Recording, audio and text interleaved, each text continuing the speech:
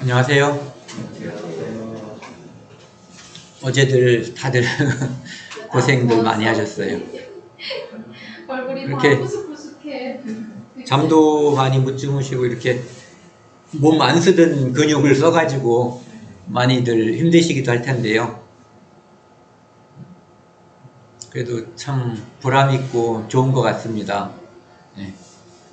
오늘은 이런 제목으로 함께 하나님 말씀을 나누고자 합니다.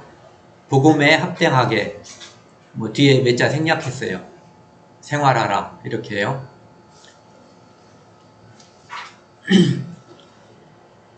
누군가는 그런 말을 했더라고요.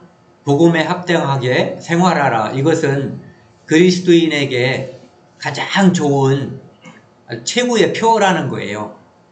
그래서 그 글을 읽으면서 그렇겠다라는 생각이 들더라고요. 우리 그리스도인들이 그 말도 좋죠. 잘 살아라. 그 말 속에는 모든 게 다 포함되어 있으니까. 그리고 합당하게라는 말 속에도 다 포함되어 있을 것 같아요. 적절하게 잘 이렇게 그런 말 속에요. 그리고 이제 복음이라고 되어 있거든요. 복음이라고 하는 것은 하나님께서 창세전에 인간을 구원하실 계획을 미리 세우시고, 그러니까 예정하신 거죠. 그 계획을 세우시고 죄인으로 전락한 인간을 위해서 이 땅에 그의 아들 독생자 예수 그리스도를 보내주셔서 우리의 모든 죄를 용서해 주기로 이미 창세전에 하나님께서 계획하신 거거든요. 그 계획에 따라서 이 땅에 처녀의 몸에서 메시아께서 예수 그리스도께서 나시고 그분이 하나님의 계획대로 하나님께 순종함으로써 이 땅에 사는 모든 사람들의 죄를 이렇게 뒤집어 쓴 거죠. 전가 안수된 거예요. 그러니까 우리의 아담 때부터 인류의 모든 죄가 예수 그리스도에게 옮겨진 거죠. 그리고 하나님께서는 예수 그리스도에게 심판을 내리신 거예요. 그래서 그 피와 죽음으로 우리의 죄를 모두 용서하시고, 그리고 우리가 소망이 있다는 것을 하나님께서 알려주시기 위해서 십자가에서 돌아가신 예수 그리스도가 약속대로 예언대로 3일 만에 부활하신 거거든요. 그래서 우리도 참 소망이 생긴 거죠. 부활한다는 확실한 믿음을 우리가 갖게 된 것이 바로 이 복음이거든요. 그래서 복음은 기쁜 소식인 거예요. 우리가 죄가 사라지고 하나님의 아들이 되었으며 그분이 우리를 위해서 다시 이 땅에 오시고 우리는 그분과 함께 그분께서 예비하신 영원한 나라, 그곳의 백성으로, 그분의 자녀로, 또는 어떤 표현에서는 신부로 영원한 복락을 누릴 수 있는 그런 것이 하나님께서 우리에게 약속해 주신 복음이거든요. 그래서 그 복음에 합당하게 천국 시민의 시민권을 가진 사람으로서 거기에 알맞게 잘 살아라, 이런 의미를 가지고 있는 거죠. 오늘 나눌 말씀은 이 빌립보서거든요. 빌립보서는 지지난번에 우리가 함께 교제했었던 에베소서와 함께 에베소서, 빌립보서, 골로새서, 빌레몬서, 옥중서신이라고 그러잖아요. 사도 바울이 로마 감옥에서 보낸 편지가 이제 성경에 편입된 거예요. 하나님께서 그것을 성경으로다가 취급을 하신 거죠. 그래서 빌립보서를 함께 나누면서 이제 가장 중심되는 말씀은 저는 이렇게 잡아봤어요. 항상 기뻐하라. 이 빌립보서에는 기쁨, 기뻐하라, 기쁘다 이런 것들이 16번 나온대요. 전 세보진 않았어요. 이제 그것을 연구하신 분들이 그러더라고요. 그래서 기뻐하라고 하는 것이 빌립보서에서 바울을 통한 하나님의 가장 중요한 메시지라는 거죠. 그래서 4장 4절에 보면은 주 안에서 항상 기뻐하라. 다시 말하노니 기뻐하라. 이렇게 말씀하시는 거예요. 그래서 이것은 이제 오늘 본문 다른 데서도 나오기 때문에 그때 한번 나누기로 하고요. 빌립보서 전체적인 그것을 요약을 하자면은 사도 바울이 예수 그리스도께서 낮아짐, 섬김의 본을 보이신 것을 이제 빌립보 교회들에게 말하면서 자기보다 남을 낮게, 좋게, 높게 여기는 거죠. 남을 높게 여기게 하시고, 그래서 예수 그리스도께서 섬김과 낮아짐의 모본을 보이셨다, 이런 취지로 이제 이야기를 하고 있거든요. 그래서 서론은 1장 1절부터 11절까지인데요. 빌립보서 사도 바울의 인사가 들어있어요. 그 다음에 빌립보 교회에게 빌립보 교회 때문에 사도 바울은 하나님께 감사하는 거거든요. 그들이 주님 안에서, 복음 안에서 합당하게 살고 있기 때문에 감사를 드리고, 그 다음에 그거로 인해서 이제 기도하고요. 이제 중요한 것이 본문인데, 이 빌립보서를 사도 바울이 빌립보 지역에 편지를 하게 된 결정적인 이유가 뭐냐면은 로마 감옥에 갇혀 있을 때, 또는 사도 바울이 복음을 전하기 위해서 먹고 살고 물질이 필요하잖아요. 그것을 이 빌립보 교회에서 계속해서 이렇게 도움을 준 거예요. 그래서 그거에 대한 감사함을 표하기 위해서 이 편지를 쓴 거거든요. 그러면서 이제 곁들여서 이런저런 이야기를 함께 하는 거예요. 그래서 첫 번째 이유가 이제 자기를 물질적으로 도와준 거에 대한 감사거든요.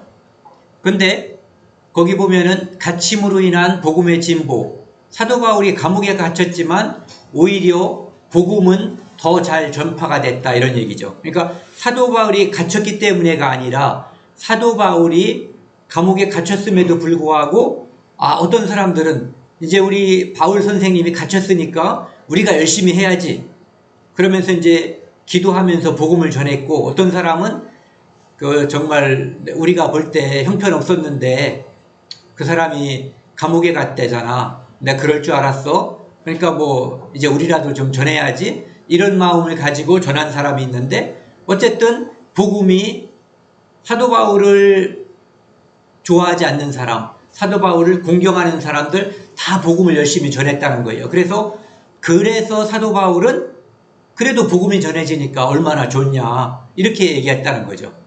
그 다음에 사도 바울은 빌립보 교회에 있는 두 사람의 이제 이야기를 하면서 그 사람들이 이렇게 불화가 있었는데, 자매들끼리 그 불화를 예수 그리스도의 복음 안에서 이렇게 한 마음이 되기를 촉구한 거예요. 그 다음에 그리스도인들이 성화 문제, 그리스도에게 점점 다가가는 그 문제, 그 다음에 에바브로디도가 이제 빌립보에서 로마에 있는 감옥으로 파송된 이제 사도 바울을 위해서 옥바라지 하라고 보낸 사람이에요. 근데 그 사람이 와가지고 죽을 병에 걸린 거예요. 그런데 하나님께서 에바브로디도를 고쳐주신 거예요. 그래서 빌립보 교회 성도들이 슬퍼하고 근심했는데 이제 그 소식을 전해주는 거죠. 낫게 됐다. 그리고 다시 디도를 너희에게 돌려보낼 것이다 라고 얘기하고, 그러면서 이제 또 한 가지는 그런 이야기들이 많이 있었던 것이 고린도 후서, 그 다음에 에베소서에서도 있었지만은 율법주의는 복음 말고 예수 그리스도의 십자가의 피 말고 뭔가가 필요하다. 이를테면 할례 같은 거요. 이런 것이 이제 율법주의고, 율법을 지켜야 된다는 거. 그 다음에 반도덕주의, 이제 구원 받았으니까 아무렇게나 살아도 문제가 없다라고 하는 그런 것들에 대해서 이제 경계하는 거예요. 그리고 그리스도를 중심으로 하나가 될 것, 그리고 무엇이 그리스도인들의 올바른 삶의 태도인가에 대해서 이야기하고 있고, 맺은 말은 또 다시 한번 감사하는 거예요. 자기가 쓸 것에 대해서 옥바라지하고 이제 헌금 보내주고 한 것에 대해서 또 감사드리고, 그 다음에 로마에 있는 성도들과 빌립보에 있는 성도들 간에 이제 인사를 이렇게 교환을 했고요. 그 다음에 마지막으로 하나님의 축복이 있기를 기원하는 이런 식으로 되어 있고요. 그리고 나머지 내용은 오늘 이제 본문 말씀을 통해서 이제 다시 한번 살펴보도록 하겠습니다. 이 빌립보 지역은 예전에 이제 알렉산더 대왕 아시죠? 알렉산더의 아버지가 필립 2세인데 그때 만들어진 도시예요. 그리고 이제 여기 좌측에 있는 로마가 있는 것처럼 그 후에 그리스를, 즉 헬라를 로마가 정복해버렸잖아요. 그래서 자연스럽게 이제 로마의 영역으로 왔는데 이 로마에서 이 빌립보 지역은 그 로마 사람들이 볼 때 빌립보는 좀 미개하게 보는 그런 지역이었대요. 문화적으로 자기들이 더 우월감을 갖는. 그리고 이제 그곳에다가 로마에서 퇴역한 군인들을 이제 그곳에 이주를 시키는 거예요. 식민지에다가. 그래서 그곳 사람들은 로마 시민권을 주는 거죠. 그래서 그 지역은 이제 로마에서 꽤 떨어져 있지만 특별한 지역인 거예요. 그래서 나중에 시민권이라는 이야기도 나오는데 거기는 예전에는 미개한 지역이었는데 로마의 시민권을 줘서 로마 시민으로 다 살 수 있는 권리를 갖고 있는 사람들이 사는 곳이거든요. 그러니까 상당히 그 당시 사는 사람들의 자부심이 있었던 그런 도시인 거죠.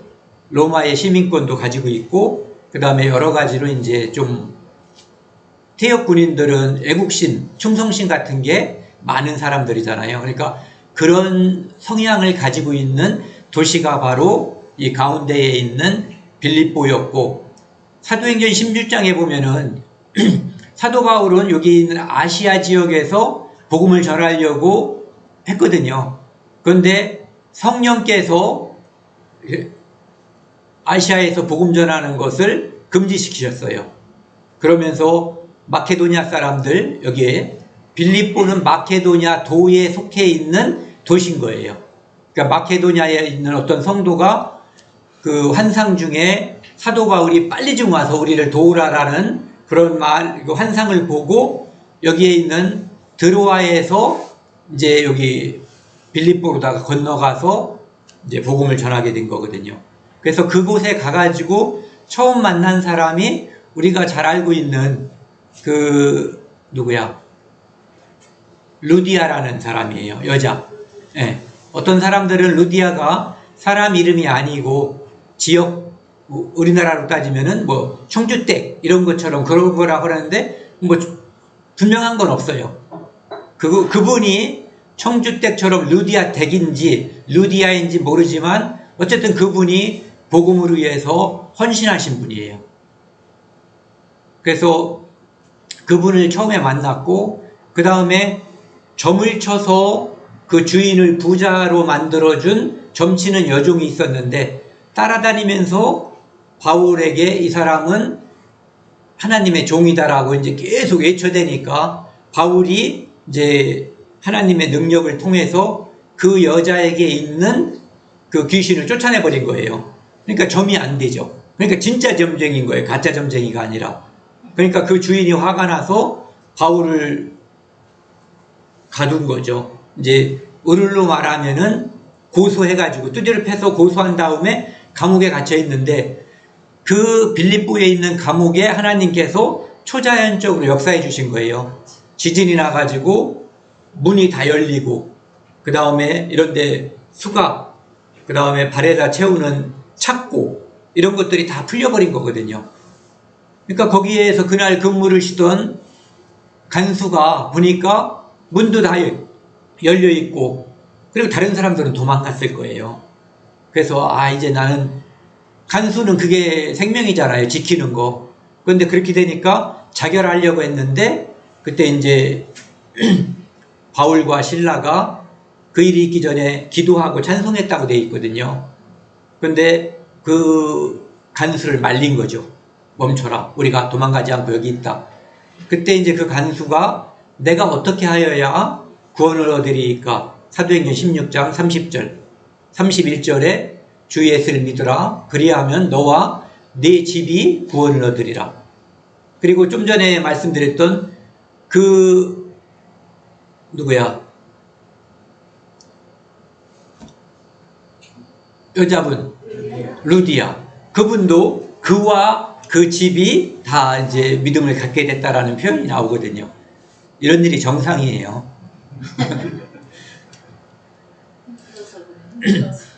그래서 여기 보시면은 드로아에서 배를 타고 사무드라게라고 하는 곳으로 가서 네아폴리로 가서 빌립보로 다 건너갔던 거예요. 어디에서? 요 아시아에서. 예. 그리고 다음 그림을 보시면 좀 전에 말했던 그 루디아가 바로 두아디라 출신이에요. 자기가 복음을 전하려고 했었던 이 아시아 지역이거든요. 여기 나와 있는 게 7교회잖아요. 에베소, 서머나, 버가모, 두아디라, 샤데, 빌라델비아, 라오디게아. 그 중에 하나인 두아두라 출신 루디아를 만나서 이제 거기서 복음을 전한 거죠. 요 만난 지역은 여기 좀 우측에 위에 있는 빌립보 여기거든요.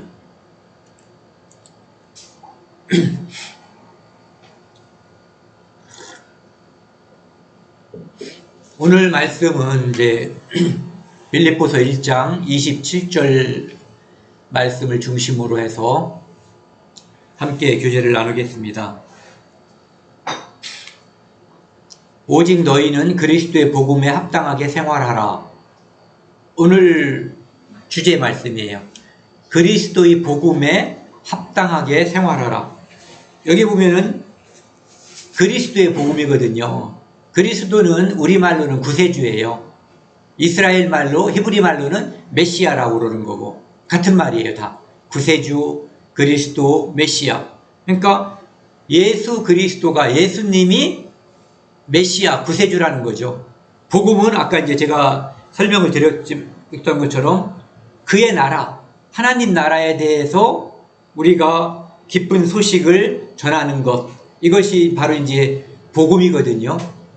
근데 합당하게 생활하라는 것은 하나님 나라의 백성으로서 거기에 타당하게, 맞게, 백성답게 또는 백성으로 살아라. 이런 얘기거든요. 이는 내가 너희에게 가보나 떠나 있으나, 지금은 로마의 감옥에 갇혀 있죠. 예전에는 사도행전 16장에 나와 있는 것처럼 빌립보에서 사도 바울은 그곳에서 복음을 전했어요. 내가 한 마음으로 서서 한 뜻으로 복음의 신앙으로 위하여 협력하는 것과 너희가 그렇게 했다는 거죠. 한 마음과 한 뜻, 뭐 이런 표현은 에베소 교회가, 아니 빌립보 교회가 하나님의 복음을 전하는 데 있어서 전사들처럼 전투에 참여하고 있는 그 이제 병사들처럼 한 마음으로 서서 이렇게 한 뜻으로 앞에 있는 적에 대항해서 그 앞으로 나아가는 그런 장면을 말하는 거거든요. 뒤로 물러나지 않고 이 병사들이 한 마음과 한 뜻이 되어서 복음을 위해서 싸우는 것. 그러니까 복음은, 하나님의 복음은 사랑을 전한다고 하지만 그 전하는 과정은 매우 투쟁적이거든요. 왜? 그것은 물러서서는 안 되고 죽음이 임할 때는 그 죽음까지도 불사하는 게 이 복음이거든요. 그렇기 때문에 이 복음이 변질되지 않고 우리들에게까지 전해진 거예요. 그래서 그렇게 군인답게 하나로 뭉쳐서 협력하고 함께 하라는 거죠. 무슨 일이든지 대적하는 자들 때문에 두려워하지 아니하는 이 일을 듣고자 함이라. 빌립보 교회 성도들이 대적하는 자들이 있거든요. 아까 말씀드린 율법주의자들, 할례를 받아야 구원이 완성이 된다, 이렇게 주장하는 사람들도 있고, 또 어떤 사람들은 이제 구원받아서 모든 죄를 다 용서받았는데, 그리고 앞으로 죄도 용서받았다는데 이제 뭐 마음대로 살면 되지라고 하는 도덕 폐기론자들과 같은, 그렇게 대적하는 사람들이 존재했었던 거예요. 그들을 두려워하지 말라는 거죠. 왜? 우리가 받은 복음, 우리가 가지고 있는 그 구원이 확실하기 때문에 두려워할 필요가 없다는 거예요. 그것이 두려우면 늘 쳐다보라는 거죠. 예수 그리스도의 십자가를. 그러면 그분이 무엇을 했는지, 누구를 위해서 왜 했는지를 다 알게 되는 거예요.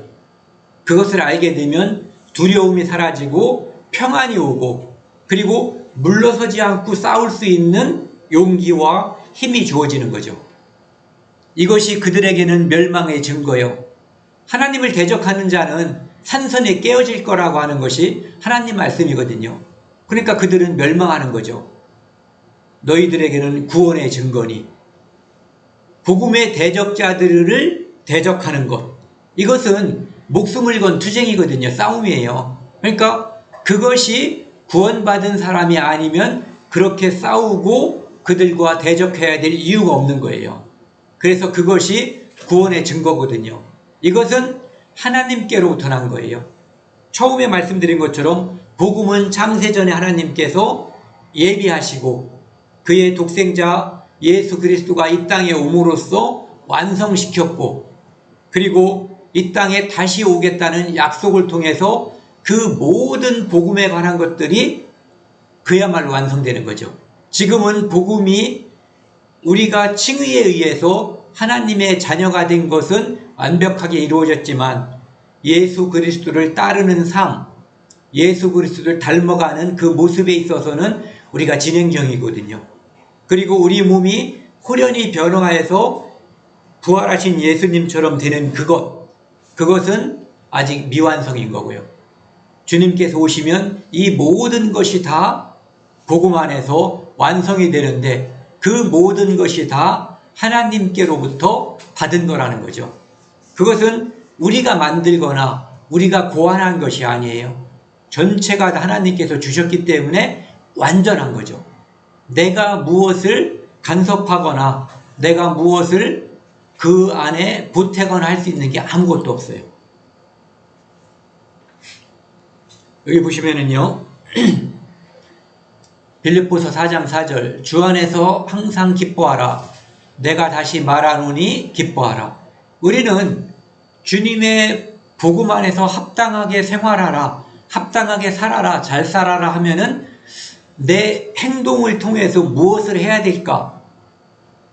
이것을 먼저 떠올리거든요. 그런데 그것보다 더 중요한 것은 삶의 가치관이 바뀌고 내 삶의 태도가 바뀌는 것. 그러니까 제일 중요한 게 내 마음이 바뀌는 거거든요. 가장 중요한 것이 내 안에 들어왔기 때문에 그것이 압도적으로 내 마음을 사로잡았기 때문에 내 마음이 변하는 것은 당연한 거거든요. 그래서 주 안에서 항상 기뻐하라. 기뻐할 수 있는 근거는 주 안에 있기 때문이거든요. 그것은 무슨 뜻이냐면은 예수 그리스도를 통해서 내가 가장 큰 것, 하나님 나라를 유업으로 받아버린 거예요. 그러니까 전에도 그런 말씀을 한번 드렸었죠. 이 땅에서 내가 가지고 있는 모든 것을 무한대라고 따진다면, 왜? 하나님께서 주신 복음을 우리가 소유했기 때문에 그 가치는 예수 그리스도께서 생명을 우리에게 주신 만큼 무한대의 가치가 있는 거거든요. 이 지구의 가치가 얼만큼 될까요? 돈으로 따지면 뭐 아는 가치가 있어야지. 해 다음에 경인가요? 뭐 그런 게 어렸을 때 배웠던 것 같은데, 뭐 경을 갖다가 무진장 크게 해가지고 한 1000경이나 뭐 이렇게 된다고 치자고요.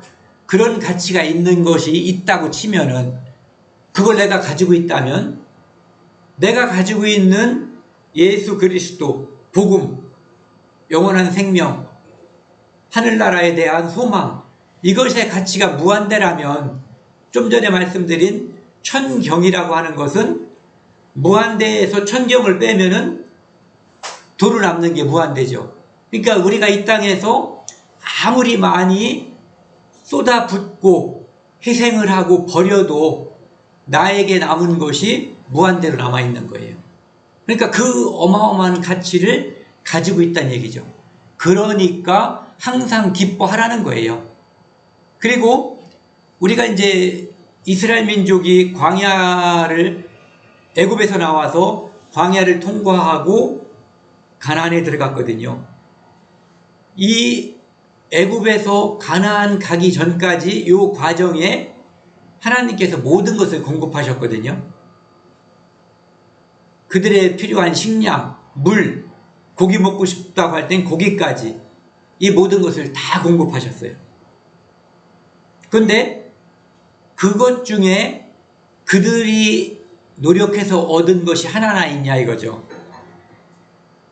다 하나님께서 미리 준비하시고 하나님께서 주신 것을 그들은 취하기만 한 거거든요. 그러니까 애굽에서 가나안이라고 하는 것을 생각해 보면은 우리가 죄의 사함을 받고 천국에 갈 때까지 우리 삶을 책임져 주시겠다라고 약속하신 분도 하나님이시거든요. 그러니까 애굽에서 나온 이스라엘 백성의 노정을 보면은 하나님께서 구원받은 우리를 어떻게 다루실 것인지, 어떻게 축복하실 것인지, 어떻게 인도하실 것인지에 대한 답이 딱 나오는 거죠. 우리가 발버둥 쳐서 얻을 수 있는 것이 아무것도 없고 그분이 주시는 것을 기쁨과 감사함으로 취하는 것, 이것이 바로 신앙생활인 거거든요. 그런데 내가 노력을 하고 애쓰려고 하면은 마치 만나를 이틀치 거둬들이는 것처럼 고생을 했지만 의미가 없는 일이 되어버리는 거예요. 마태복음 6장에도 보면은 하물며 너희일까 보냐 이런 표현을 쓰거든요. 들에 있는 백합화도, 들풀도, 새들도 하나님께서 기르시는데 부족함 없이 구원받은 우리를 하나님께서 이렇게 하는 건 특별 대우해 준다는 얘기거든요. 하물며 너희일까 보냐. 너희는 훨씬 귀하지 않냐 이거죠. 그래서 그의 나라와 그의 의를 구하면 6장 33절 마태복음에 그리하면 그 모든 것을 더하시겠다고 하는 약속을 해주신 거거든요. 그것은 하나님의 약속인 거거든요. 예수님의 약속이에요. 그리고 그 약속은 우리가 미루어서 짐작할 수 있는 것이 애굽에서 가나안에 갔었던 이스라엘 백성들의 그 삶, 우리가 혹시 흔히 말하는 광야에서의 모습을 보면은 우리를 어떻게 대우할 건가에 대한 답이 분명하게 나오는 거거든요. 그래서 우리가 애쓰고 노력하는 것이 내 삶을 바꿀 수 없다는 것을 하나님께서는 우리에게 알려주시는 거예요. 모든 것을 주관하시고 책임져 주신다는 것, 그것이 바로 하나님의 손에 있다는 것.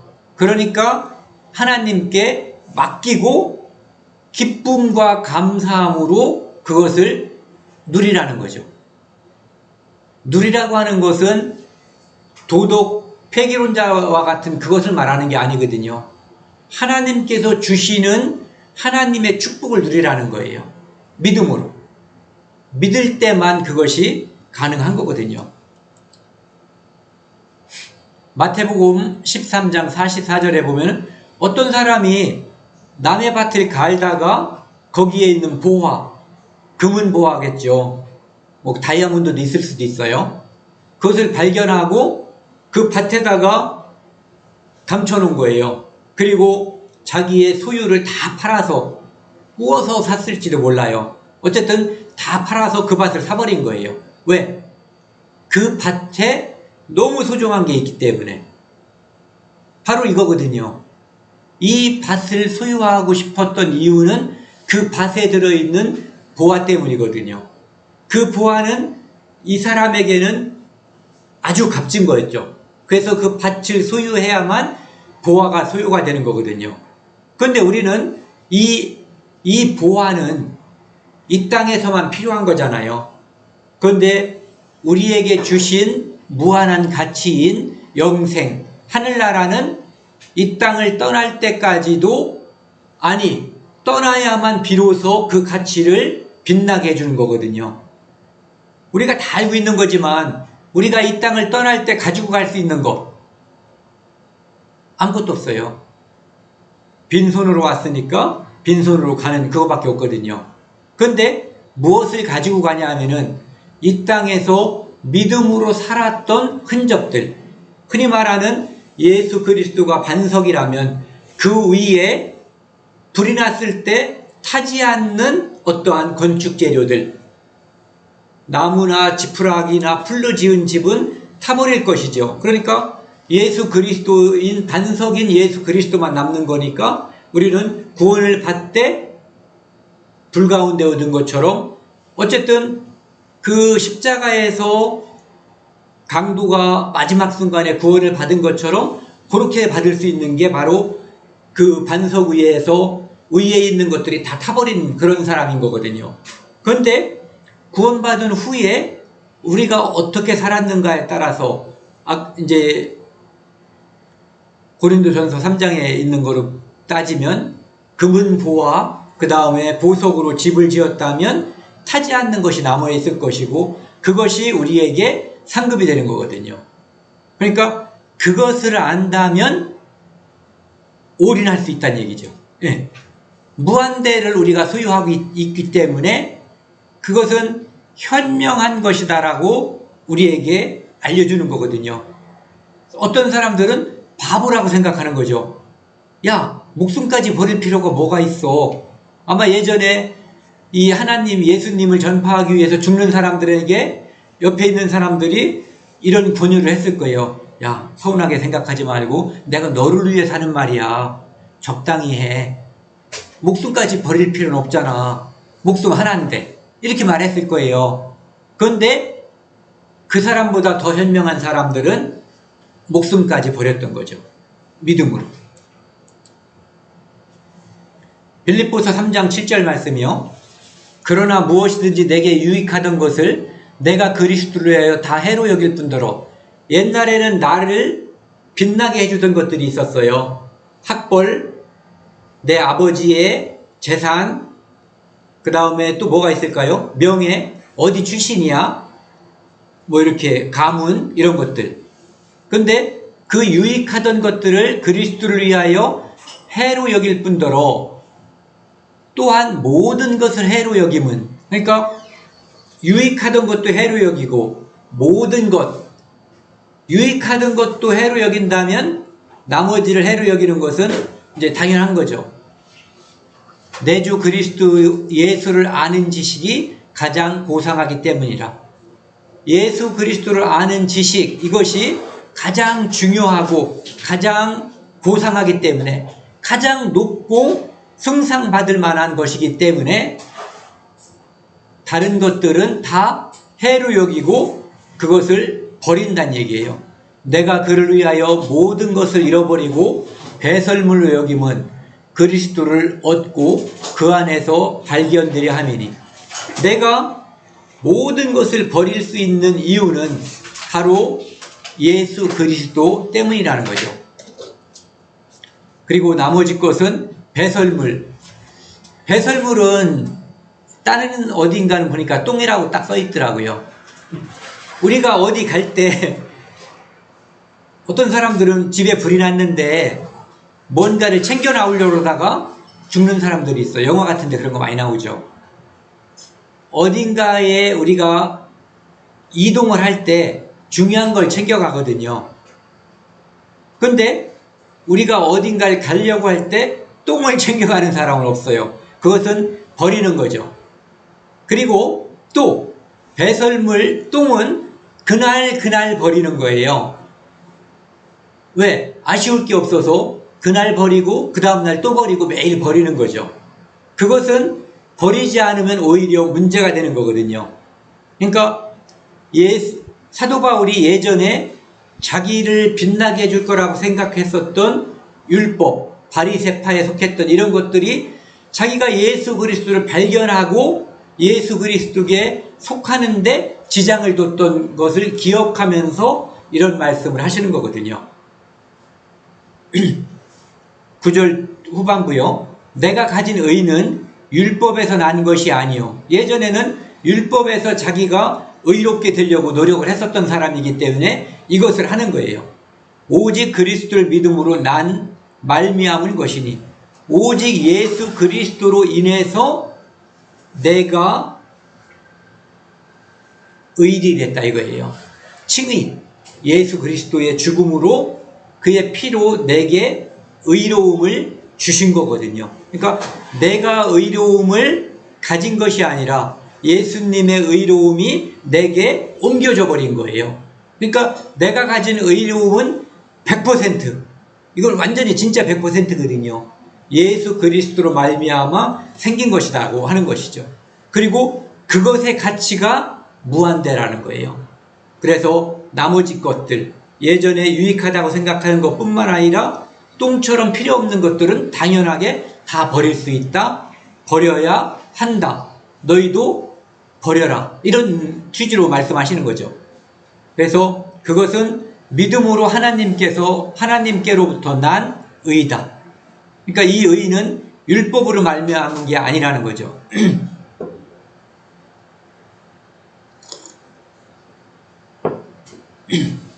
에베소서 4장 21절 24절 말씀입니다. 진리가 예수 안에 있는 것 같이, 진리는 진리가 뭐냐라고 물어보면은 그것을 정의하기가 쉽지가 않아요. 그런데 오늘부터는 이렇게 한번 해보자고요. 진리가 무엇이냐고 묻는다면 누군가가 예수다. 내가 곧 진리요, 길이요. 예수님께서 그렇게 말씀하셨잖아요. 그러니까 예수와 진리는 같은 거예요. 약간 더 나가자면 예수 그리스도의 십자가까지 설명을 하고, 조금 더 가면은 부활과 재림까지 설명하면 되는 거죠. 예. 너희가 참으로 그에게서 듣고 또한 그에게서 가르침을 받았을진데, 사도 바울이 가르쳤지만 결국은 예수에게 배웠고 예수님에게 가르침을 받았다는 얘기를 하는 거예요. 왜? 사도 바울은 성령의 인도함을 따라서 그것을 가르친 거거든요. 22절, 너희는 유혹의 욕심을 따라 썩어져가는 구습을 따르는 옛사람을 벗어버리고. 유혹의 욕심, 에덴 동산에서 하와가 누구의 유혹을 받았죠? 사탄의 유혹을 받았어요. 뱀의 유혹. 그래서 그때 그 일로 인해서 우리는 죄인이 됐고, 죄인들은 이 땅에서 계속해서 유혹을 받는 거예요. 죄의 유혹과 욕심의 유혹을 받는 거죠. 그래서 구습을 따르는 옛사람을 벗어버리고, 구습을 따르는 사람은 옛사람이고, 23절, 24절에 있는 것처럼 새 사람이 나오거든요. 누가 새 사람이냐 하면은 오직 너희의 심령이 새롭게 되어, 이것은 내가 돌을 닦으라는 얘기를 하는 게 아니에요. 예수 그리스도의 죽음과 부활에 동참함으로써 성령이 내게 오시면 그 모든 것을 알려주고 모든 것을 함께 하시기 때문에 새롭게 되는 거거든요. 그것도 역시 예수 그리스도로 말미암아 100% 되는 거예요. 하나님을 따라 의와 진리의 거룩함으로 지으심을 받은 새 사람을 입으라. 즉 옛사람이 있고 새 사람이 있는 거죠. 옛사람은 욕심을 따라서, 유혹에 따라서 사는 사람, 배를 채우고 쾌락에 심취하는 사람인 거죠.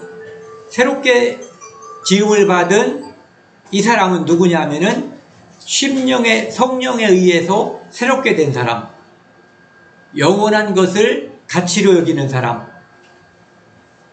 앞에 사람이 변화될 것, 변화하는 것에 가치를 뒀다면 새 사람은 변화되지 않는 것, 영원한 것에 가치를 두는 사람이라고 보면 되는 거죠. 그래서 옛사람과 새사람을 이 에베소서에서 사도 바울은 이렇게 구분을 시키는 거예요. 무엇을 추구하는 사람인가를 딱 이렇게 둘을 대비시키는 거죠.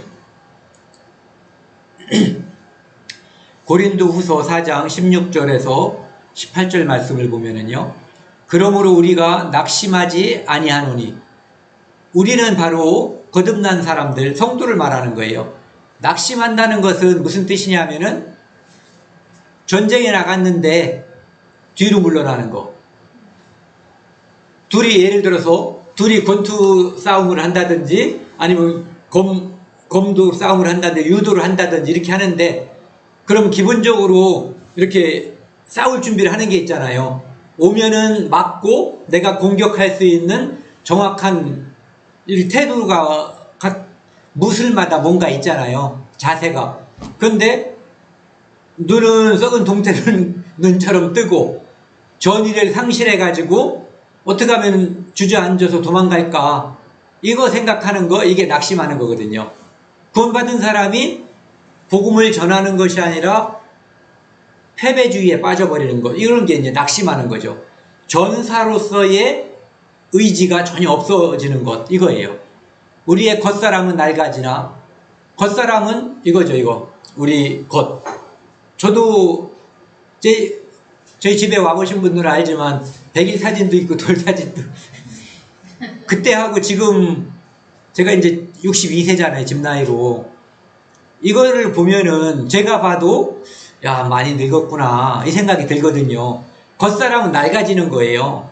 근데 우리의 속사람은 예수 그리스도를 받아들이면은 이 안에 성령이 함께하고 있는 사람들은 날로 새로워지는 거거든요. 왜? 하나님께서 예수님께서 내가 가서 준비하겠다고 한 그 나라를 예비하셨거든요.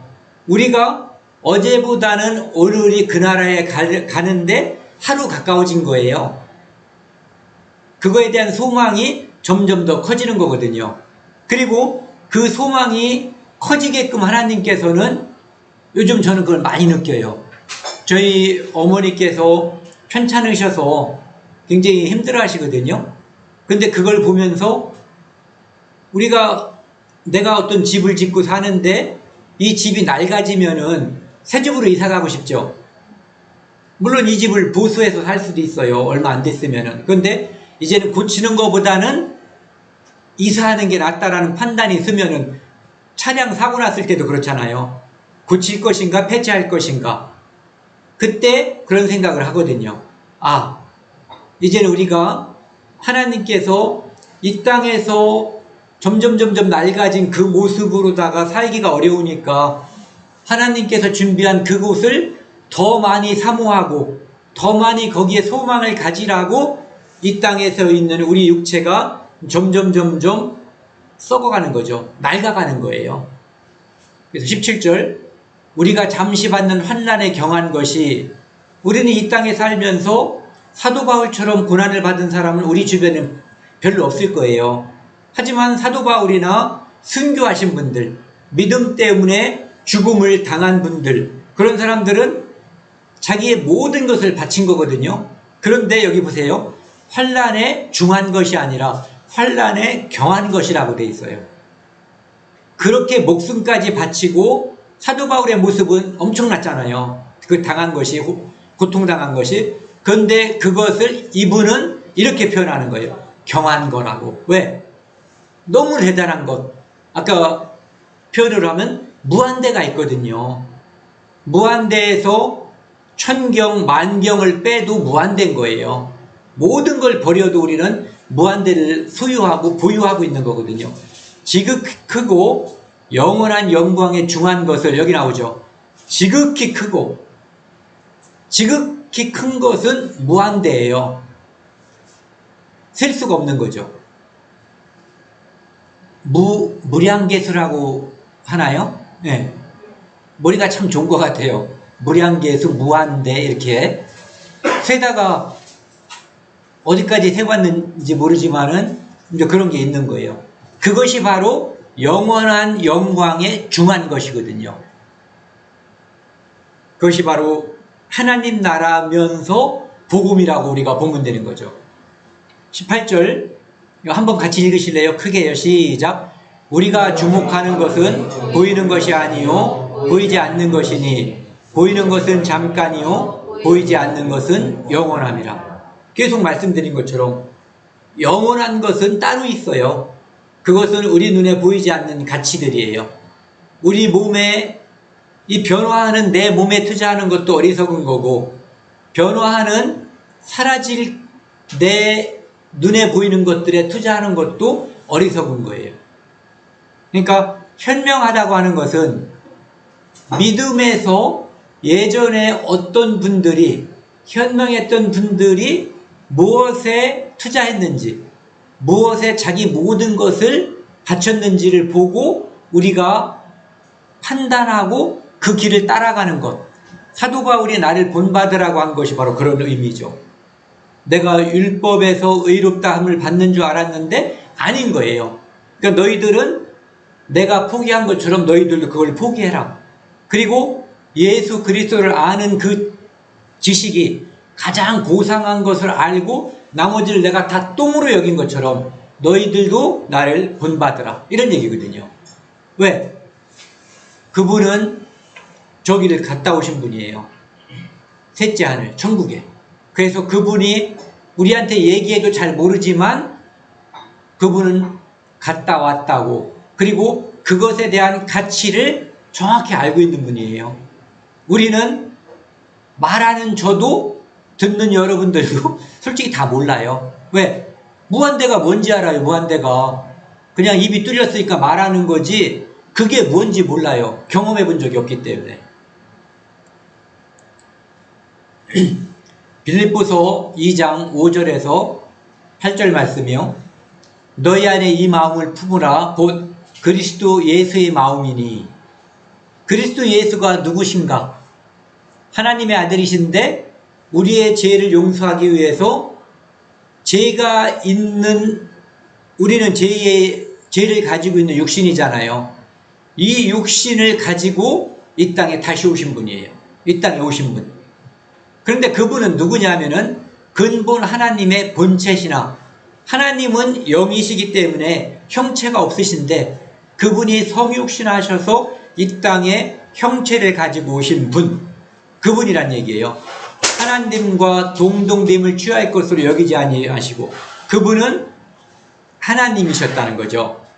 이셨다는 게 아니라 하나님이신 거예요. 오히려 자기를 비워 종의 형체를 가지사 사람들과 같이 되셨고, 이 땅에 오실 때 그분은 육체를 가지고 오셨어요. 그리고 그분은 우리의 모든 죄를 다 덮어 쓴 거예요. 뒤집어 쓴 거예요. 인간이 낮아질 수 있는 가장 낮아진 것. 그 당시엔 종이 가장 낮은 위치잖아요. 그런데 거기에서 더 낮아진 것. 모든 사람의 죄를 다 쓰고 십자가에 달린 거예요. 그 수치와 낮아짐은 우리를 위한 거거든요. 예수 그리스도는 십자가에서 희로라기 하나 걸치지 않은 거예요. 저런 데 나와 있는 모든 그림들은 우리를 위해서 뭔가를 가려준 거지, 예수 그리스도는 온몸을 다 벗겨진 상태로 모든 부끄러움에 그대로 노출된 거예요. 가장 낮아지고 낮아진 거예요. 사람의 모양으로 나타나서 자기를 낮추시고, 누가 그분을 낮추게 할 수 있는 분은 세상에 없어요. 왜? 그분은 전지전능하신 하나님이기 때문에. 그런데 그분은 우리의 죄를 구원하기 위해서 스스로 최고로 낮아진 거예요. 본인이 낮아지신 거죠. 그래서 구원받은 우리도 선택적이에요. 우리가 낮아지지 않을 수도 있고 낮아질 수도 있어요. 그런데 사도 바울이 지금 이것을 말을 하는 것은 예수 그리스도는 하나님이신데 그분도 낮아지셨는데 너희 죄를 용서받은 너희들이, 죄덩어리들이 낮아지는 것은 당연하지 않냐. 예수 그리스도를 내가 본받았고 내가 모든 환난을 경한 것으로 여기는 것처럼 낮아진 것처럼, 그리고 결국은 목베임을 당해서 죽었거든요.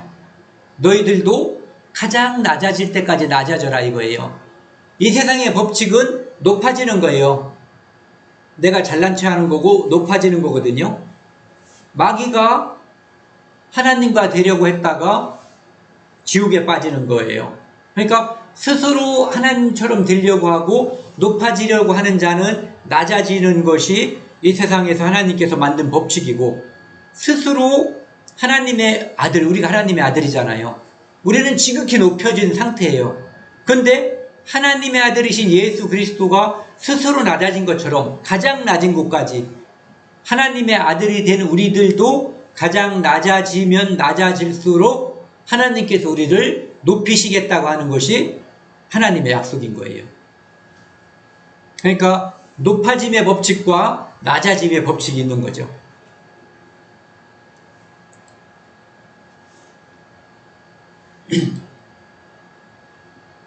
히브리서 12장 1, 2절 말씀이요.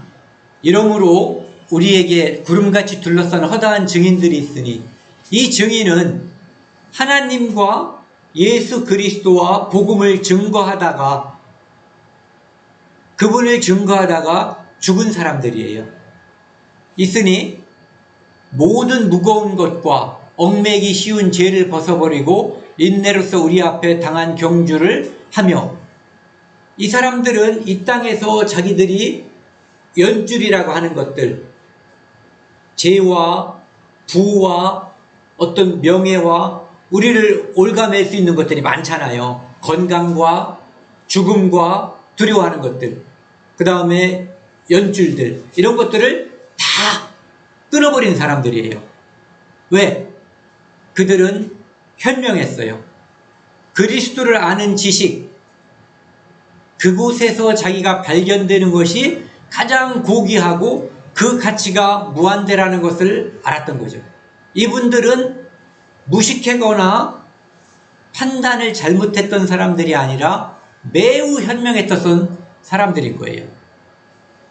믿음의 주요 2절, 온전하게 하시는 이인 예수를 바라보자. 하나님 앞에 갈 수 있는 것은 죄가 없어야지 가잖아요. 그런데 예수 그리스도의 십자가만이 우리를 하나님께 나아갈 수 있는 완전한 의를 만들어준 거예요. 그러니까 온전하게 하시는 이인 예수를 바라보자. 십자가를 바라보자 이거예요. 그러면은 우리가 무엇을 할 것인가? 낮아질 것인지 높아질 것인지, 배설물처럼 버릴 것인지 움켜쥘 것인지. 아까 말씀드렸잖아요. 똥을 움켜쥐거나 싸놓는 사람은 없다. 그는 그 앞에 있는 기쁨으로 인하여 십자가를 참으사 부끄러움을 개의치 아니하시더니 하나님 보좌 우편에 앉으셨느니라. 좀 전에 말씀드린 것처럼 예수 그리스도께서 그렇게 한 이유는 기쁨 때문에, 그가 십자가의 고통과 죽음을 통해서 살아나는 자들을 다 본 거예요. 그렇기 때문에 십자가를, 부끄러움을 참을 수 있었던 거죠. 그리고 지금은 하나님의 보좌 우편에서 앉아 계시고, 그분은 우리를 심판하는 만왕의 왕이고 만주의 주로서 모든 보이는 것과 보이지 않는 것을 거느리시는 분으로서, 모든 것을 심판하는 분으로서 이 땅에 다시 오시는 거거든요. 그 위치는 모든 것의 주인, 모든 것을 판단하고 통치하는 자리에 지금 올라가 계신 거예요. 왜? 그분이 지극히 높으신 분이 지극히 낮아지셨기 때문에. 디모데후서 4장 5절에서 8절 말씀이요. 사도 바울이 디모데에게 보낸 편지인데요. 그러나 너는 디모데야, 모든 일에 신중하며 고난을 받으며, 고난받는 거 두려워하지 말라는 거거든요. 왜? 그것은 경한 것이다. 대단한 것은 따로 있다. 전도자의 일을 하며 복음 전하라는 얘기죠. 내 직무를 다하라. 아까 표현으로 하면 복음을 뭐라 그랬어요? 시작할 때 복음에 합당하게 생활하라. 천국 시민처럼 살아라. 전제와 같이 내가 벌써 부어지고, 전제는 번제 드릴 때 하나님께 제물을 태워서 드릴 때 거기에 함께 붓는 포도주나 독주예요. 쉽게 말하면 술이에요. 그런데 왜 전제라고 지금 사도 바울이 얘기했냐면 이제 사도 바울이 죽을 때가 다 됐다는 거. 어쩌면은 사도 바울은 자기가 목 잘려서 죽여서 그 몸에서 피가 솟아나올 것, 포도주처럼 전제처럼 그렇게 될 것을 알고 있었던 것 같아요. 나의 떠날 시간이 내가 순교할 시간이 가까워졌도다. 순교자를 그 영어로 마터라고 그러잖아요. 네. 어떤 영화 배우도 빅터 마터라는, 그래서 순교자 집안인가 이 생각이 드는데, 그게 순교자라는 의미하고 또 가지고 있는 게 바로 증인이라는 의미를 가지고 있대요. 예수 그리스도의 죽음과 부활과 재림을 증거하기 위해서 목숨을 버린 사람들, 순교자거든요. 그러니까 증인인 거죠. 나는 선한 싸움을 싸우고 예수 그리스도의 십자가를 전하는 그 일을 싸우고 나의 달려갈 길을 마치고 믿음을 지켰으니 이제 죽을 때 됐다는 거예요. 내 삶 전체를 복음을 위해서 살았다, 이런 얘기죠. 이제 우리는 나를 위하여 의의 면류관이 예비되었으므로, 이것은 예수 그리스도가 우리를 의롭게 해준다고 하는 의미의 의가 아니라 이 땅에서 성화되는 의, 이 땅에서 헌신했기 때문에, 희생했기 때문에 하나님께서 우리를 의롭다 해주시는 그것을 말하는 거거든요. 면류관은, 이제 우리가 면류관을 쉽게 보면 두 개를 볼 수가 있어요. 제국주의 때, 옛날 왕정시대 때 제국주의가 아니라 왕들이 공식 행사 때 쓰던 이렇게 구슬이 추렁추렁한 그런 것들 있잖아요. 머리에 쓰는 관중에서. 그런 게 바로, 그렇죠, 대관식이라든지 그럴 때 썼던 그게 바로 면류관이거든요. 또는 마라톤 선수가 우승했을 때 쓰는 면류관, 이것도 면류관이죠. 뭔가를 승리하거나 뭔가의 통치자가 되었을 때, 권위자가 되었을 때 쓰는 거거든요. 그런데 그것을 사도 바울에게 준비되어 있다라고 사도 바울은 확신하는 거예요. 곧 의로우신 재판장이, 좀 전에 말씀드렸던 모든 것을 판단하고 심판하시는 그분이 그날에 내게 주실 것이며, 왜?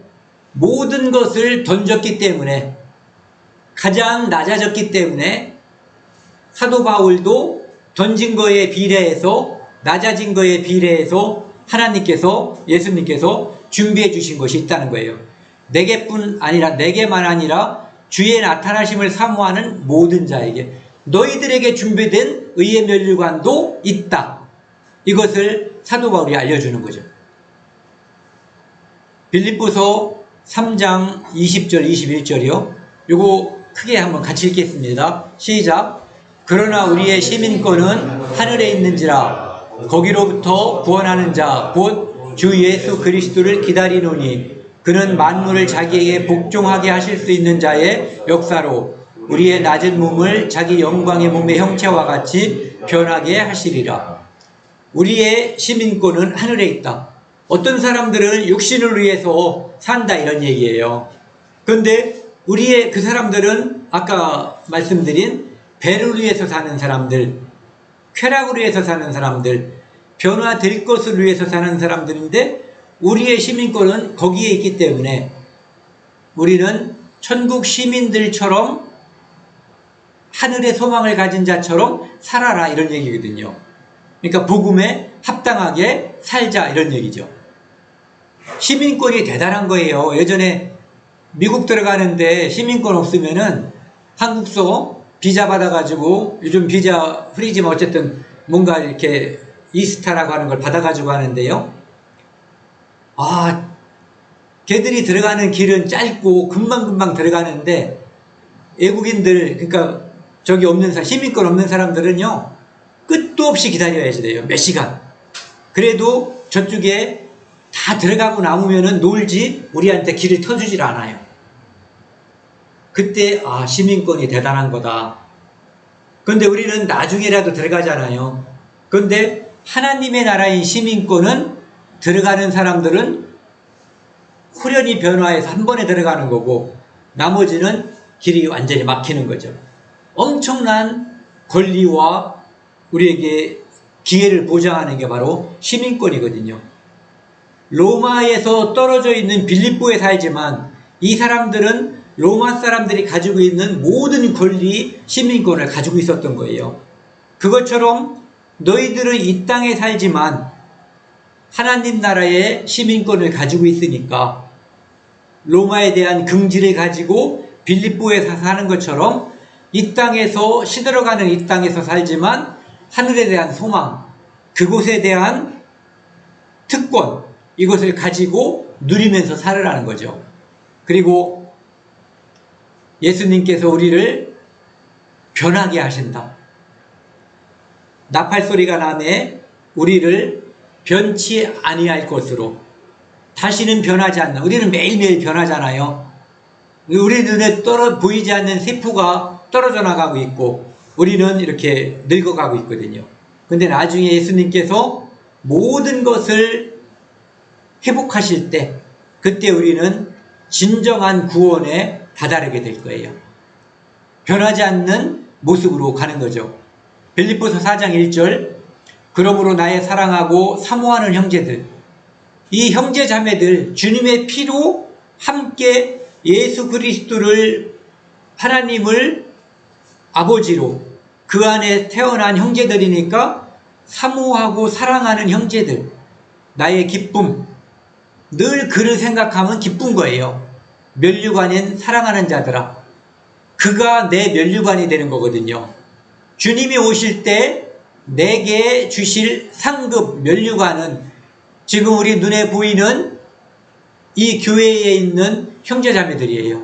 내가 그들에게 얼마나 낮아졌고 얼마나 봉사했고 얼마나 사랑했는가, 그것이 하나님께서 내게 주시는 상급이 되는 거죠. 그러니까 미련한 놈은 자꾸 높아지고 교만해지려고 하는 거예요. 교회 안에서도. 현명하고 똑똑한 믿음에 있는 사람들은 낮아지고 또 낮아지려고 애쓰는 거예요. 왜? 나의 기쁨이요 면류관인 사랑하는 자들아, 주 안에 서라. 에베소서에서는 이렇게 말하고 있어요. 처음 시작하고 똑같죠. 그러므로 주 안에 갇힌 내가, 사도 바울은 감옥에도 갇혀 있고 예수 그리스도 안에서 갇혀 있어요. 예수 그리스도를 아는 지식이 고상하고 대단하기 때문에 이곳에서 한 번도 나오고 싶지 않은 거예요. 그곳에서만 평생을 살고 싶은 거죠. 예수 그리스도 안에서. 내가 너희를 권하노니 너희가 부르심을 받은 일에 합당하게 행하여 부르심을 받은 성도로, 복음에 전하는 사자로, 그러니까 우리가 처음에 했었던 빌립보서 1장 26, 27 그거하고 똑같은 말씀이죠. 데살로니가 전서 5장 16, 18절입니다. 한번 크게 읽겠습니다. 시작. 항상 기뻐하라. 쉬지 말고 기도하라. 범사에 감사하라. 이것이 그리스도 안에서 너희를 향하신 하나님의 뜻이니라. 하나님께서 우리가 구원받은 사람으로서, 성도로서 합당하게 사는 것, 그것은 여기서부터 시작한다는 거예요. 기뻐하는 것, 쉬지 말고 감사하는 것, 기도하고 감사하는 것, 모든 일에. 왜? 우리는 100%를 이룬 사람들이에요. 시간만 지나면 모든 것이 해결되는 사람들.